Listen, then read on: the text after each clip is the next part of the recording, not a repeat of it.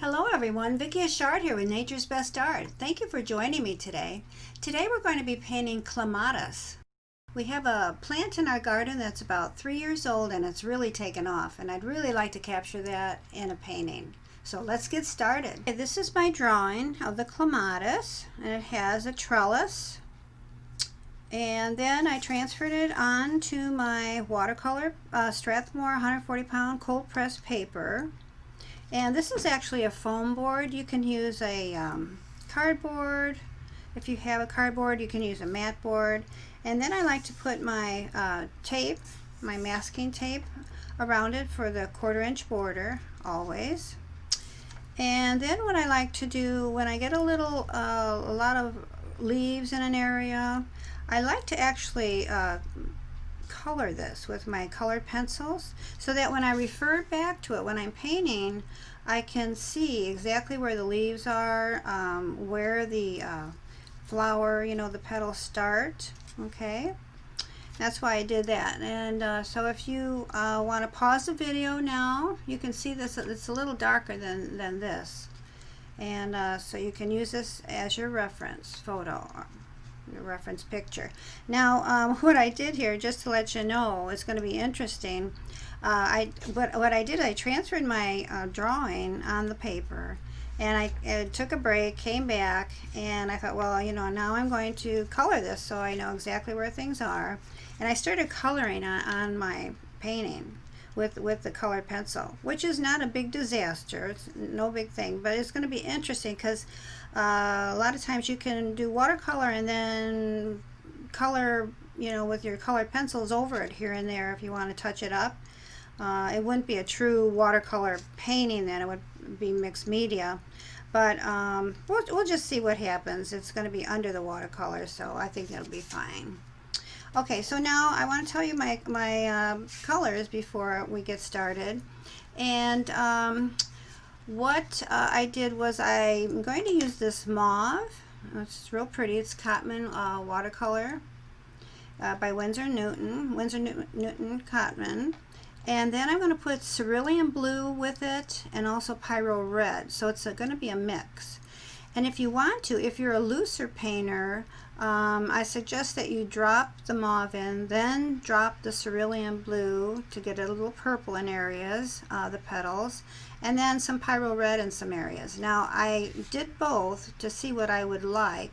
I think I'm going to like that better. So I'm going to do that way, where I mix it all together first instead of dropping it in. But I'm going to try to paint this painting a little looser than I'm used to, and it's going to be a big challenge to me because I rather just paint a lot of color in. So I'm going to see how this turns out. We'll see what the results are going to be. I'm really going to try to hold back on putting a tremendous amount of color like I usually do on my paintings. So anyway, now to make it more purple, you're going to use your mauve. You can then add cerulean blue. Blue and red make purple. This is kind of red, but it's mauve. And then if you want to use some of the petals were a little darker in some areas, then I'm going to just put less water in. Okay, so then I'm using up my scraps today to show you these colors. But so now there's a little the stamens in the middle. I'm going to add Gamboge and probably some yellow ochre on the darker areas there, and maybe a little mix of that.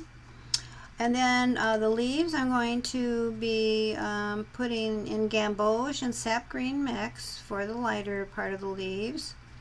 And some leaves were darker, and I'm going to add cerulean blue to that.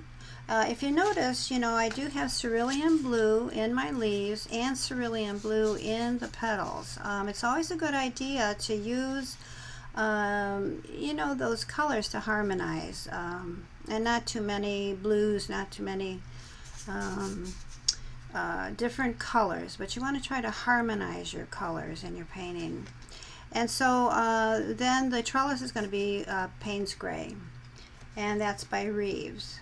Okay, And so there we go. We're ready to paint. Okay, I'm putting water in my background.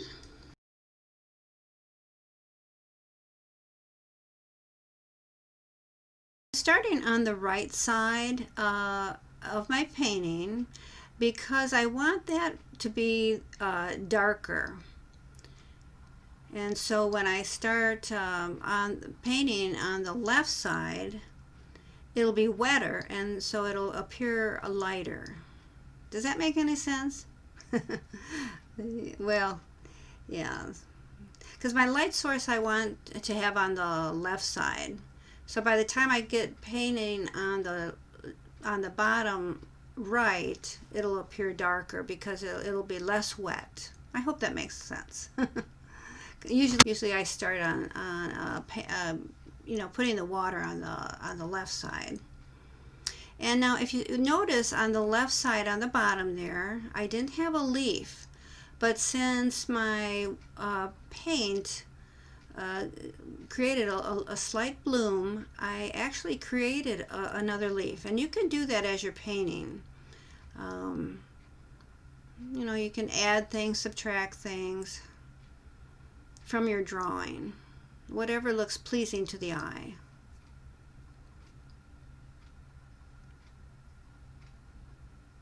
And this was my first glaze, and so I'm drying each between each glaze. I'm drying it, and now I'm painting a little bit of those the buds in on top there. Those were buds, and the buds had a little of that purple. Because you can tell they were, going to be blooming after a while. And see how nice that leaf looks actually that I added. I was pleased how that turned out. And I wanted to paint a little darker around the middle also.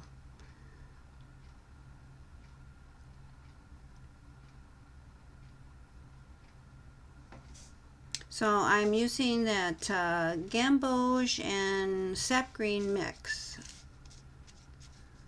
for the leaves. And right there, I wanted to fix that area because I painted the leaf, like too long. And so what I did was I put my brush in some water, took the paint out, and then I added the different color paint that I wanted right there to look more like a background rather than the leaf area. And now I'm taking a little bit of that paint off the buds there because that's going to be the purple look in those buds.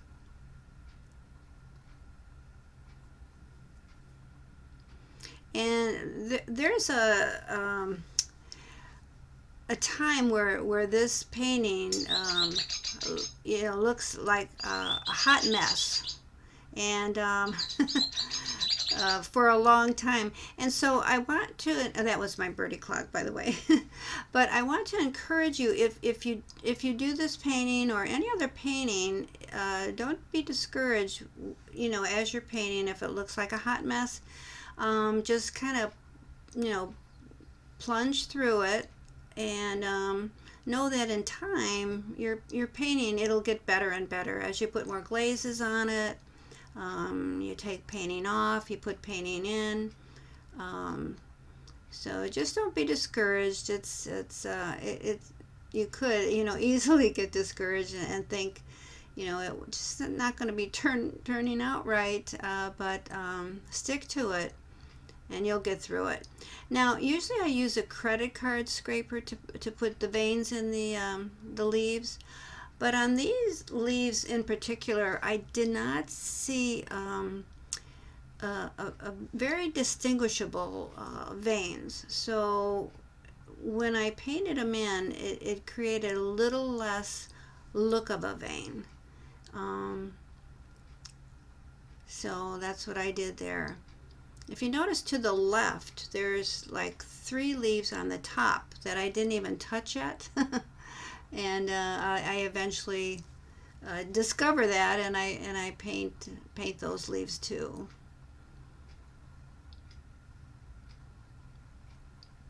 And I'm just kind of making that petal stand out a little bit.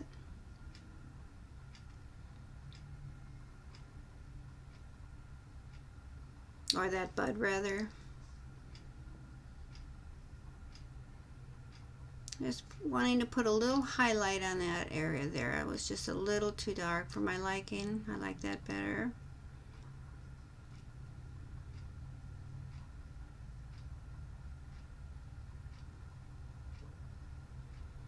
I'm putting that mauve color in. Mauve, cerulean blue, and Pyrol red mix is what that was.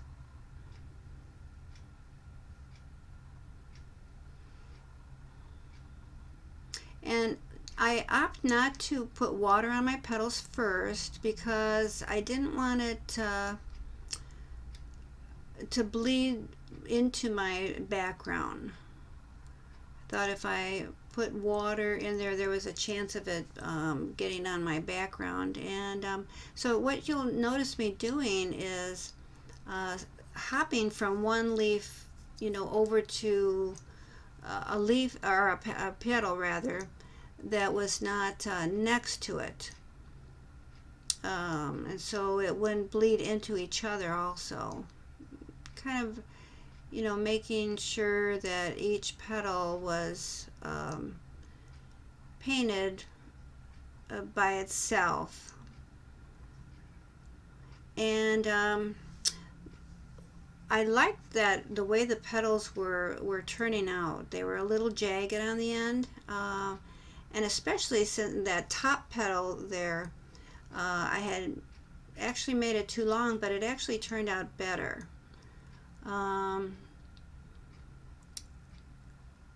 So now I'm painting those leaves in.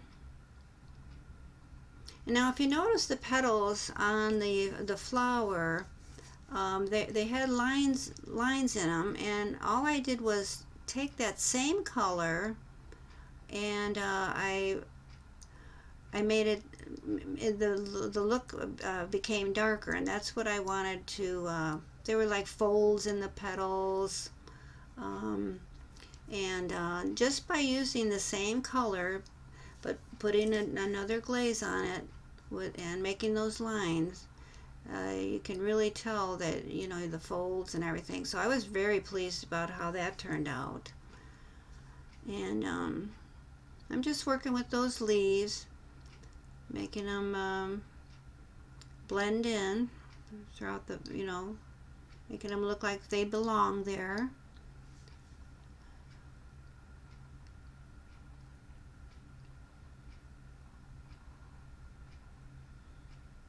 And this is actually our youngest plant in the garden. As far as the clematis is, we have 3 clematis, and was so happy to see this finally taking off this year. I was wondering when this plant was going to look like it was, going to be growing, maturing, and it just was really looking really pretty this year. Now see how I put those folds in the petal, just by putting another glaze on it.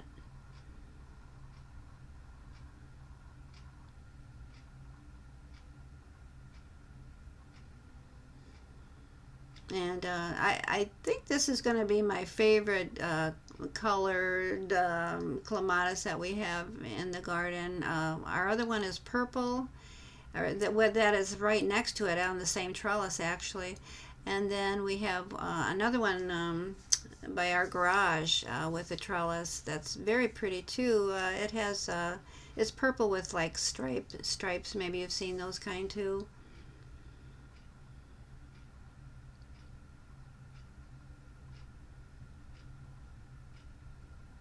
But I always love to work with my pressed flowers when I did my clematis designs. They're very wonderful to, they press well. They look so beautiful. Now here what I'm doing, I put another Actually, what I did is I added Gamboge right over just by itself because I wanted to appear a little, make a little look of the sunshine in that area there.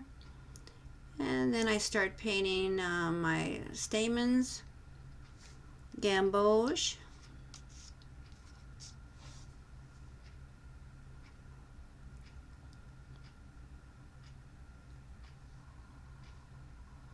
And I think, you know, I want them to look a little, want them to appear a little yellower. So I actually added Hansa Yellow Deep in there after you'll see me going back and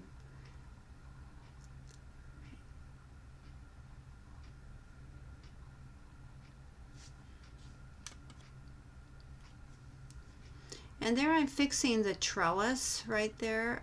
I put too much black right there, and so it kind of went over in the background.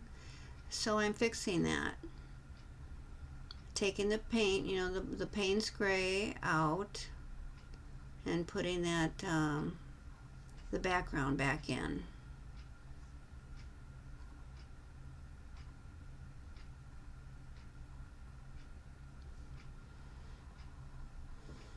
And now I'm thinking this is looking pretty nice.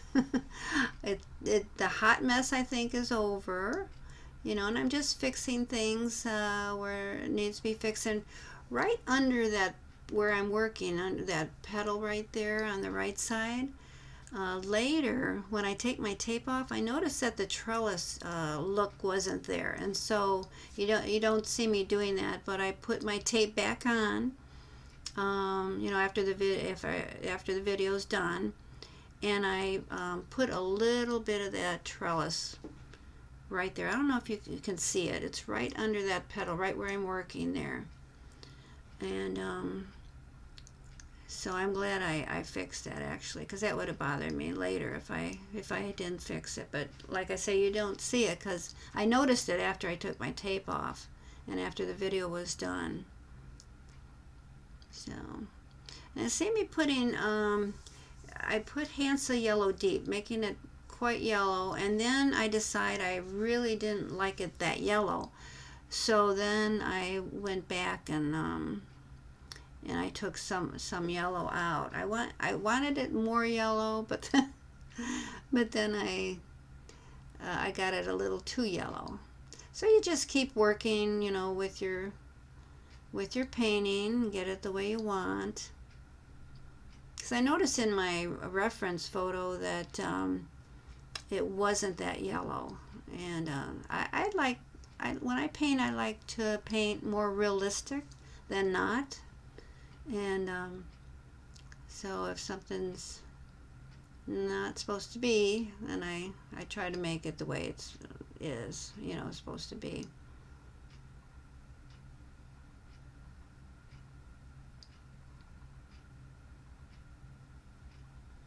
There, I took a little of that yellow out. And I wanted to add actually a little yellow ochre because it had darker areas in the middle parts of the flower, you know, the stamen area. So I'm using my liner brush. And then I go back with my number 4. And that worked, you know, really well because it was dark in some areas there, so I got it looking the way it should.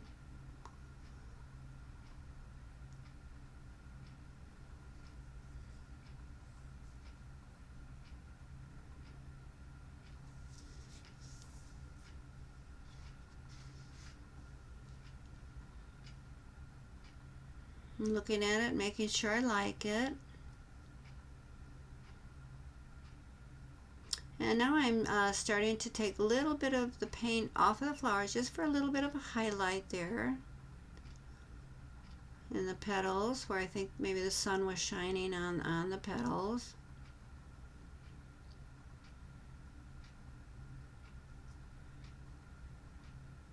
And now I'm figuring out where I want to sign it. And I do this on my pressed floral work too. Sometimes I sign it under a petal. I think it looks real pretty that way. Taking my tape off. The tape is coming off really nicely. If you dry your tape before you take it off, it'll loosen up for you. And nothing got on my border. I was so happy about that. So if you like this video, don't forget to like it, give it a thumbs up, and subscribe, and share it with a friend on Pinterest or Facebook or wherever you want to share it. I think it looks really pretty. Leave a comment below and let me know what you think.